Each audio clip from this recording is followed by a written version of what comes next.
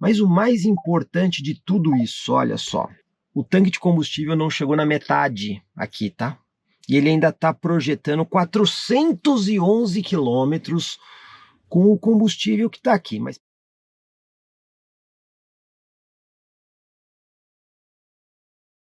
GWM Haval H6, só que esse daqui, pessoal, é o híbrido, ele não é plug-in, é o REV2. Como vocês sabem, a GWM mudou a nomenclatura dos seus Havals recentemente.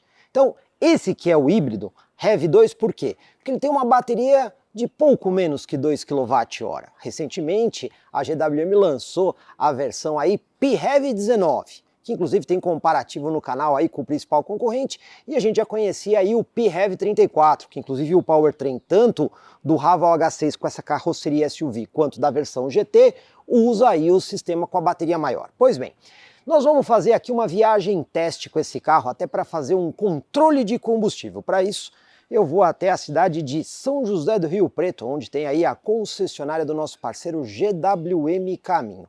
Mas e aí?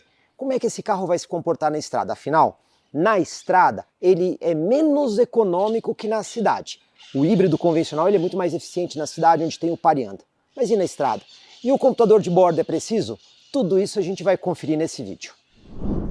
É possível eu estar na estrada ou na cidade usando apenas um motor a combustão, sem o sistema elétrico? Sim, é possível. Isso pode acontecer quando você está numa velocidade constante numa via dentro da cidade. Uma marginal, alguma avenida, onde a velocidade ali é de 60 km por hora. Então você está na velocidade constante. Nessa situação, quando o motor se liga diretamente às rodas, a potência que o motor gera é mais que suficiente para tracionar o carro. Então nessa situação o motor a combustão está tracionando o carro e em alguns momentos pode até ser que o sistema elétrico esteja totalmente desligado. Se nessa situação também houver sobra de potência do motor a combustão, ele usa essa sobra para carregar a bateria. Se não houver sobra, ele só traciona o carro. Se precisou acelerar, aí ele usa a bateria novamente com o motor elétrico para apoiar o motor a combustão. A mesma situação ocorre quando você está na estrada a uma velocidade de 100 km por hora, velocidade constante, aí o carro vai usar a sua segunda marcha para fazer o procedimento exatamente igual ao que eu expliquei. O que vai mudar é que em vez dele usar a primeira, ele usará a segunda. E na estrada?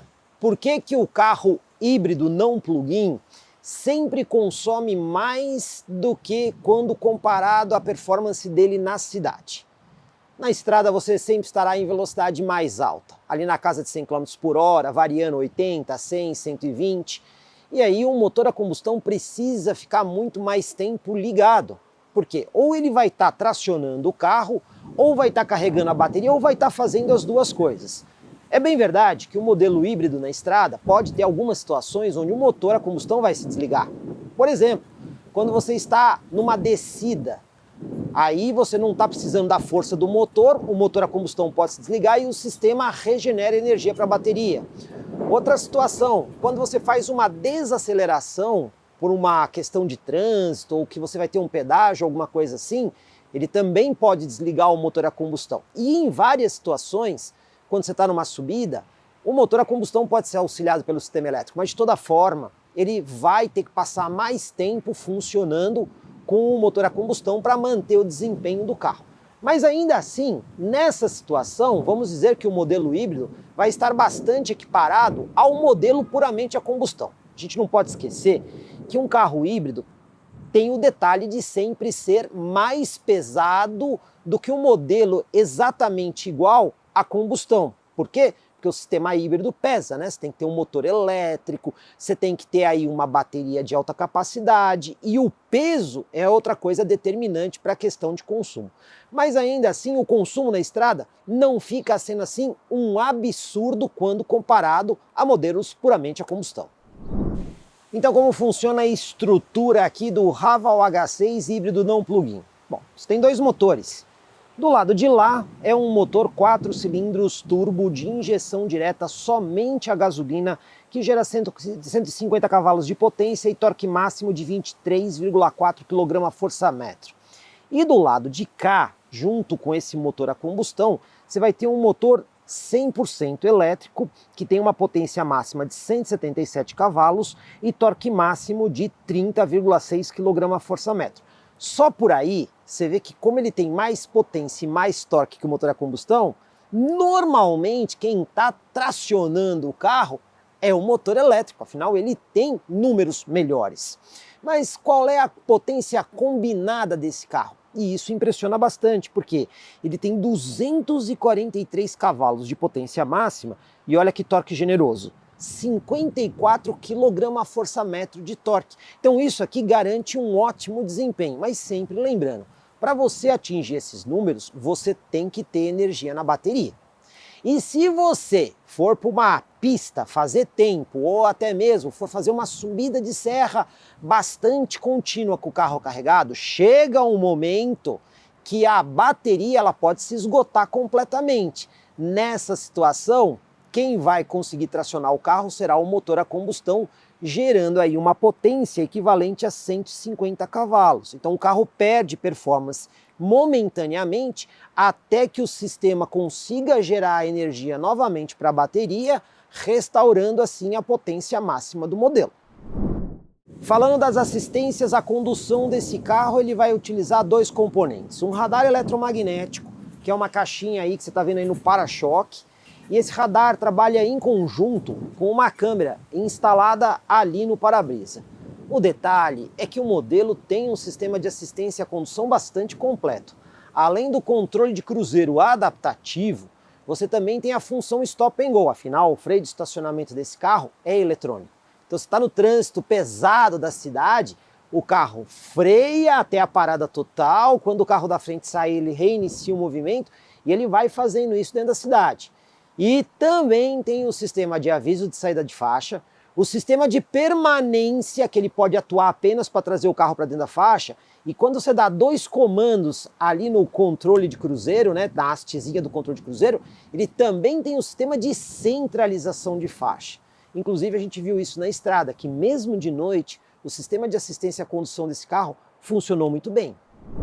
Aqui por dentro, vamos destacar alguns pontos importantes desse carro. Aqui pela tela da central multimídia você vai configurar várias coisas do veículo. Utilizando esses 4 quadradinhos aqui, ele vai te abrir aqui os menus principais. Então vamos falar de configurações do veículo. Começando aqui pelo mais usado, tem uma situação que se você for atravessar locais aonde está alagado, você precisa ativar aqui ó, o modo de alagamento. E por que você tem que ativar esse modo? Ele manterá o motor ligado independente de ter ou não a necessidade do motor a combustão. E por que isso é feito? O carro até consegue atravessar o alagamento só em modo elétrico, mas o carro tem um escapamento lá atrás. E aí, se o motor a combustão não estiver ligado, o que vai acontecer? Voltar água por dentro do escapamento, danificando ali várias peças, como catalisador e até mesmo sensores. Então o modo alagamento é importante você utilizar ao atravessar o alagamento para evitar exatamente que a água volte pelo escapamento. Também pela central multimídia, aqui você consegue configurar as funções do Head-Up Display. Então se você quer ou não o Head-Up ativado, quais as funções que você vai exibir no Head-Up, e tá vendo aqui projeção em azul? Ele vai mudar as informações do Head-Up para em vez de branco projetar em azul claro. Mas para que é isso? É só porque é bonitinho? Aqui no Brasil, pessoal, a gente não vai usar isso. Você até pode usar o azul porque acha mais bonitinho. Mas o motivo disso tá aí é porque na Europa, quando você está dirigindo esse carro em ambiente que neva, tudo na sua frente é branco, né? Como é que você vai enxergar as informações do Head-Up Display projetadas em branco? Fica difícil? Então é exatamente por isso que existe a projeção em azul claro. Por aqui também você configura várias coisas da forma como o veículo é conduzido. Então você tem aqui 4 modos disponíveis: o Eco, o Esportivo normal e o Neve para pisos de baixa aderência. Não temos neve no Brasil, ou raríssimas vezes temos, mas você pode usar esse Neve, por exemplo, num paralelepípedo molhado ou até mesmo quando você tem que passar por um gramado relativamente inclinado que também está molhado. Você pode ativar ou não o modo de memória, dessa forma o modo que você escolher quando você desligar e ligar o carro ele vai estar configurado. O quanto você quer de regeneração de energia, que é toda vez que você tirar o pé do pedal do acelerador, ele vai forçar uma regeneração, que pode ser baixa, normal ou alta. Quanto maior a regeneração, maior a frenagem aplicada ao carro. Ah, eu quero uma regeneração ainda maior. Você pode ativar aqui o modo One Pedal. Você pode perceber que ele até desligou o nível de regeneração, porque aqui ele vai aplicar bastante frenagem no momento que você tira o pé do acelerador. Você tem o modo alagamento que a gente já explicou. Esse aqui, assistente de torque dinâmico de direção, é se você quer ou não os auxílios à condução desse carro que interferem no volante mediante os sistemas de assistência que ele possui. E você também consegue colocar aqui o quanto você quer de assistência no volante. Modo confortável bastante leve, normal o volante intermediário e modo esportivo ele deixa o volante mais duro. Temos aqui alguns assistentes importantes em manobra de baixa velocidade. Usando aqui o menu manobra, você pode ativar o assistente de estacionamento frontal e o freio de emergência em baixa velocidade. Então se você estiver manobrando o carro num estacionamento, numa garagem, e mesmo que o sensor de estacionamento detecte o obstáculo e você não atue no freio, se ele perceber que o carro vai bater de frente e isso aqui estiver ativado, ele vai frear o carro automaticamente, com o objetivo de evitar ou mitigar a colisão. E esse daqui ele vai fazer a mesma coisa dando ré. Então esses dois têm que estar ativados para essa função funcionar. Qual a utilidade disso? Imagine que você tem cachorro na sua casa, animais de estimação de pequeno porte ou até mesmo crianças bem pequenas que ficam correndo em volta do veículo. Então o cachorro passa correndo perto do carro ou a criança passa correndo, esse sistema aqui, ele percebe isso, freia o carro automaticamente e isso pode evitar um acidente bastante grave. Na parte de direção inteligente, esse carro tem várias configurações possíveis, como por exemplo, se você quer que ele detecte pedestres e ciclistas e acione o freio automaticamente no caso de colisão. Você também pode fazer uma seleção separada para a colisão em relação a outros veículos, então você escolhe o que você quer ativado. O carro pode detectar cruzamentos para um comportamento de segurança mais aprimorado. A sensibilidade do alerta de colisão frontal em relação a essas duas coisas, você consegue deixar uma sensibilidade mais baixa, uma normal ou mais alta. O sistema Smart Cornering, que quando você está dirigindo o carro, toda vez que você está fazendo uma curva para um lado, para o outro, ele vai preparar o carro para situações, no caso de emergência, onde ele vai deixar o sistema totalmente ativo. Assistência lateral, você pode ou não ativar o monitor de ponto cego.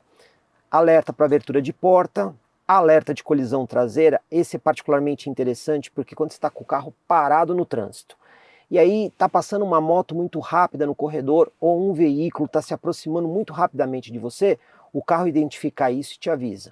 O alerta de tráfego cruzado traseiro é quando você está dando ré numa via muito movimentada e você não está vendo os outros veículos, seja pelos espelhos ou pelas câmeras, ele detecta a aproximação do veículo, te avisa e pode até acionar o freio para evitar que você tenha uma colisão. Tem também aqui o assistente de faixa, que é o sistema de permanência ou centralização que você consegue configurar várias coisas de como você quer a resposta desse sistema e ainda a leitura de placas. Então você pode ler a velocidade das placas, ele vai exibir isso tanto no painel quanto no head-up display e você ainda pode configurar um alerta, né?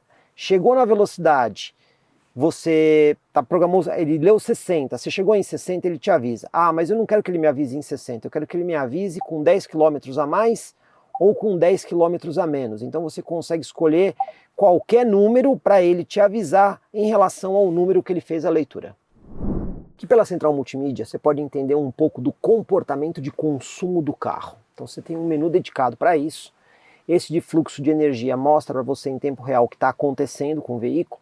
E esse tendências de consumo é bem interessante porque ele pode te mostrar como o carro se comportou nos últimos 10 quilômetros, né? Então olhando aqui, você pode ver que teve momentos que ele usou mais o motor a combustão, teve momentos que ele fez mais regeneração de energia e teve momentos onde ele usou mais a energia. Você pode fazer isso dos últimos 10, últimos 50, últimos 100. Mas olha que interessante. Quando a gente pega aqui os últimos 7 dias, esse trecho aqui foi o trecho onde a gente fez a nossa viagem para São José do Rio Preto, tanto na ida quanto na volta. Você percebe aqui que você tem um consumo de combustível bastante elevado, entretanto, o uso de energia é menor e a regeneração também é menor, você passa mais tempo na estrada. E esta parte do gráfico são os dois pontos onde eu fiz um uso exclusivamente urbano do carro, não peguei estrada. E aqui o que você percebe? Você também tem consumo de combustível, porém, olha só como o uso de energia aumenta e também a regeneração de energia aumenta. Então por aqui você consegue ver claramente que o carro, quando usado na cidade, ele vai usar mais energia, mais regeneração, se tornando mais econômico. E quando você usar o carro na estrada, você vai estar prioritariamente usando o motor a combustão, menos o elétrico, aonde ele vai gastar mais combustível. Outros recursos que fazem diferença aqui nesse modelo. Primeiro, o mapa de GPS embarcado diretamente no carro, que não depende de sinal de celular para você fazer navegação. Então, se você estiver em regiões ou estradas onde sinal de celular é complicado, você vai ter um mapa de GPS que vai te ajudar bastante. Outra coisa que faz diferença nesse carro aqui é a possibilidade de você ter internet embarcada distribuída para o veículo, que é esse menu Hotspot. Quando esse item aqui está ativo, ele está roteando o sinal de Wi-Fi aqui dentro para você ter dispositivos conectados na central multimídia usando a internet embarcada do carro. Você pode ver aqui que os meus dois smartphones estão nesse momento conectados na central multimídia do carro. Então eu não preciso usar o meu pacote de dados para ter navegação de internet. E esses são itens que nem sempre você encontra em carros que estão nessa categoria na concorrência. Um ponto que a GWM precisa pensar em melhorar, e melhorar urgente nesse carro, e seria somente uma atualização de software, são os gráficos do painel aqui à frente do motorista. Pessoal, isso aqui é uma tela totalmente digital, então você pode ter qualquer tipo de gráfico aqui. Então a pergunta é, por que os ícones nesse carro são tão pequenininhos? Olha só, aqui o ícone da ignição, aqui o sistema de assistência de faixa, aqui bem pequenininho o ponto cego e aqui a função do IPIDA. Quando a gente desliga o carro e liga o carro novamente, olha só como os ícones são todos muito pequenos. Esses ícones poderiam ser efetivamente maiores. É só uma programação diferente. Ficaria muito mais fácil identificar se a função está ou não ativada. Então essa é uma melhoria que a GWM precisa fazer, não só no Raval, mas também no Ora. Afinal de contas, não é um painel com uma lâmpada que você tem que mudar todo o projeto. É só uma programação diferente que certamente deixaria o painel muito mais fácil de ser interpretado pelos seus usuários. E aqui a gente já tem um primeiro trecho de viagem. Pessoal, eu peguei o carro em São Paulo e vim até Itu. Rodei 85 km. Você vê que a média horária aqui não está tão alta, 48 km por hora. Por que isso aconteceu? Geralmente essa viagem eu faço em 1h10, só que levou 1h46, porque pegou bastante trânsito. E a média foi muito boa, 16,5 km por litro. Pessoal, esse carro pesa 1.700 quilos e fez uma média de 16,5 km por litro. Então a gente vê que o sistema híbrido é bastante eficiente. Mas como é que a gente sabe que esse número está correto? Só tem um jeito. Eu vou encher o tanque desse carro agora, zerar tudo, fazer uma viagem de aproximadamente 500 km e encher o tanque novamente para ver o cálculo na bomba se efetivamente o computador de bordo aqui é eficiente. Hora de sair para a viagem. Pois bem, o carro está plenamente abastecido, vocês podem ver o tanque aqui projetando 912 km de autonomia. Mas por que isso? Abasteci o carro no posto, vim do posto até aqui o ponto de partida, 4,3 km, média horária ali de 18 km por hora, mas olha só, que do posto até aqui é descida, né? Então em 14 minutos deu 23,1 km por litro, né? Mas o que vale agora é a viagem que a gente vai fazer. E quando chegar lá no nosso destino, vamos abastecer o carro para ver o que acontece.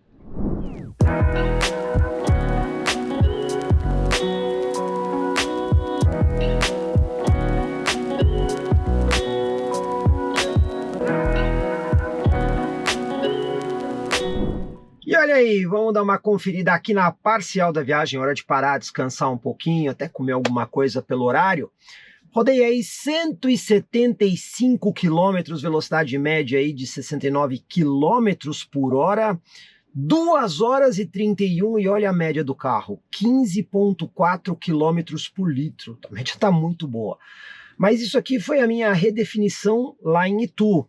Vamos ver desde o começo do dia aqui, o acumuladão, desde a hora que eu peguei o carro, né? 264 quilômetros, média de 53 quilômetros por hora, 5 horas e 2 minutos de condução, e olha só, 15,4 quilômetros por litro. Você vê que interessante? A gente está exatamente com a mesma média. Então você vê que o carro está bastante estável. Mas a gente só vai saber se tudo isso realmente reflete a realidade quando a gente chegar no destino e abastecer. Mas até agora está indo muito bem. Aproveitar aqui um pouco da estrada à noite para falar sobre a assistência à condução que esse carro tem, pessoal, porque ela é muito boa. Vou ativar aqui agora o sistema. Pronto, ele já está ativo, só que agora eu vou puxar 2 vezes a barrinha para ele ter o sistema de centralização de faixa.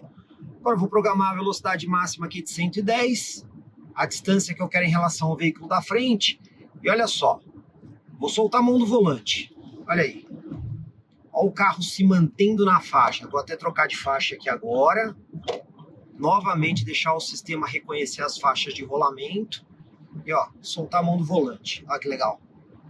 O carro está dirigindo, acompanhando a estrada. Vai começar uma suave curva agora aqui para a direita. E olha aí. Olha o carro mantendo a distância em relação ao ônibus e se mantendo na faixa, né?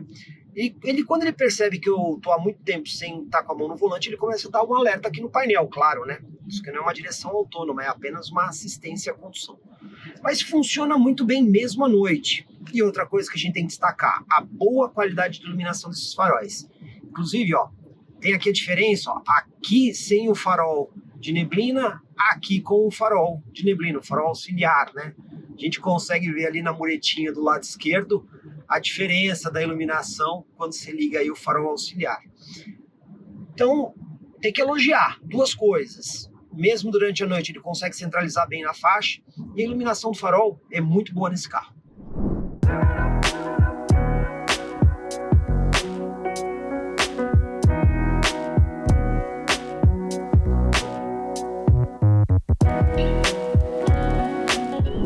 Cheguei aqui no meu destino em São José do Rio Preto, olha só pessoal, 14,3 km por litro em 5 horas e 1 minuto de viagem, e tivemos aqui 393 km com 78 km por hora de velocidade média, né? Vamos ver o acumuladão, só para a gente ter aqui uma ideia. Aí já são 484 quilômetros, 64 km de velocidade média e a média de 14,5 em 7 horas e 32. A gente consegue ver que as médias estão muito próximas. Mas o mais importante de tudo isso, olha só, o tanque de combustível não chegou na metade aqui, tá?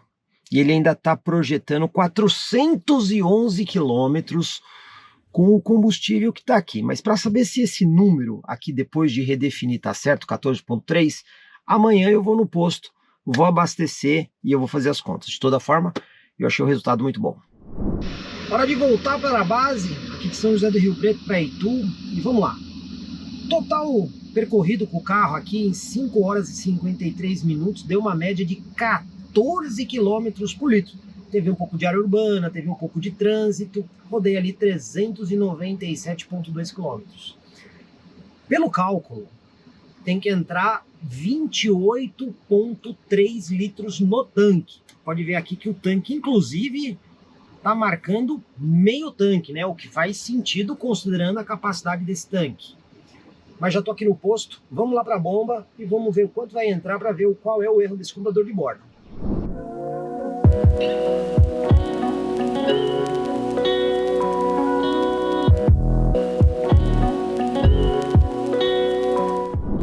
E olha só, pessoal, entrou aqui no tanque 27,54 litros. Entrou menos do que o que a gente calculou. E aí o que acontece?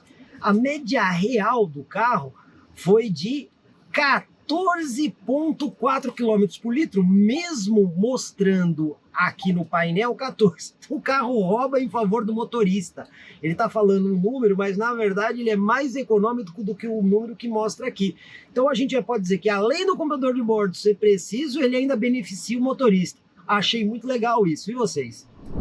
Chegando aqui na minha base, vamos ver o resultado final. Depois que eu abasteci o carro, zerei ali o marcador, foram 388 quilômetros, velocidade média de 89 km por hora. Hoje deu para andar um pouquinho mais forte, porque durante o dia dá para acelerar um pouco mais com segurança.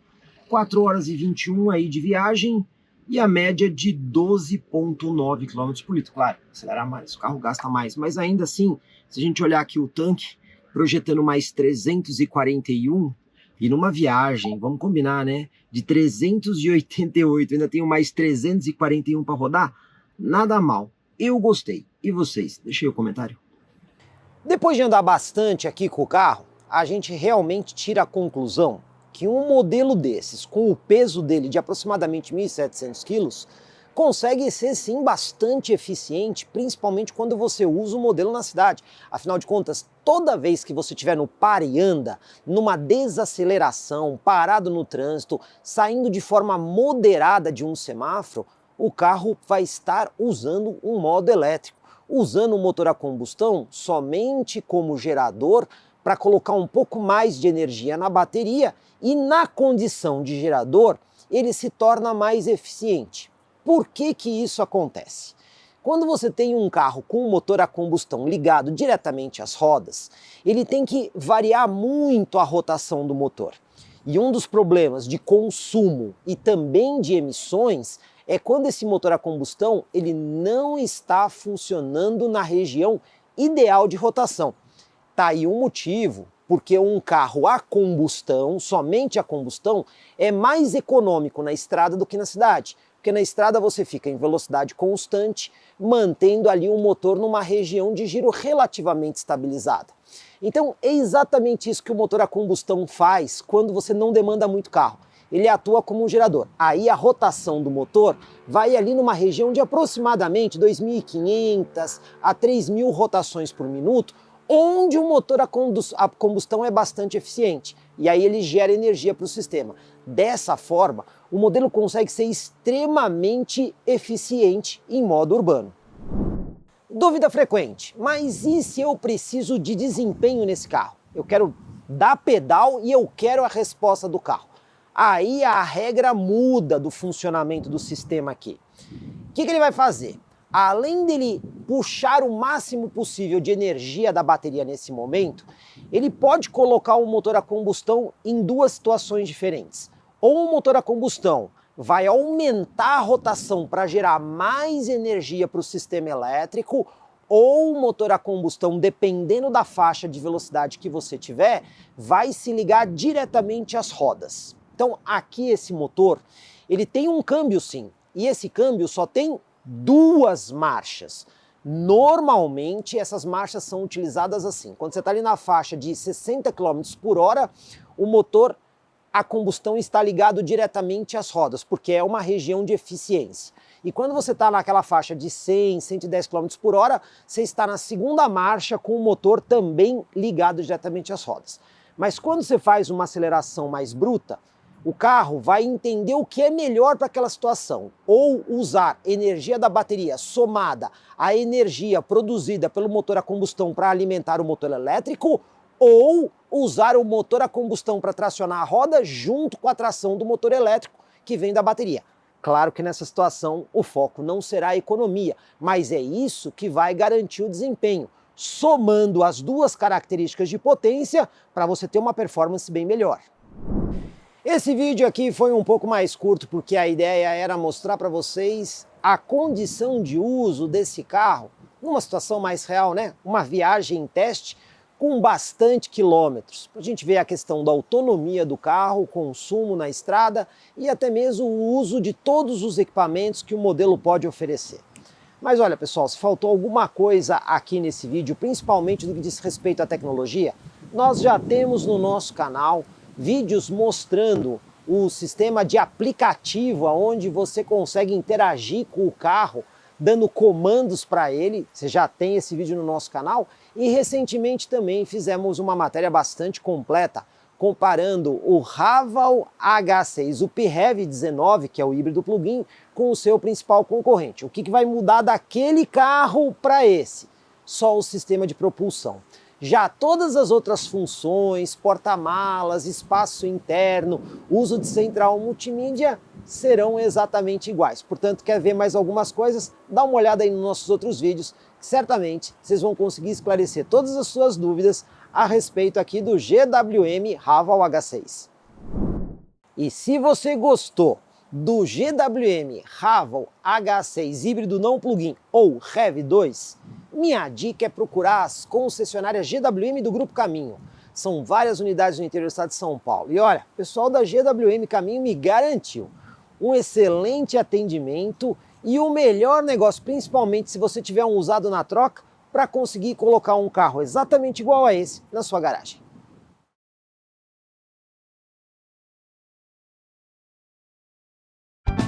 Comprecar é ideal para quem quer vender. Comprecar é ideal para quem quer comprar. Se precisou vender ou comprar, acesse hoje mesmo Comprecar. Acesse comprecar.com.br. Comprecar.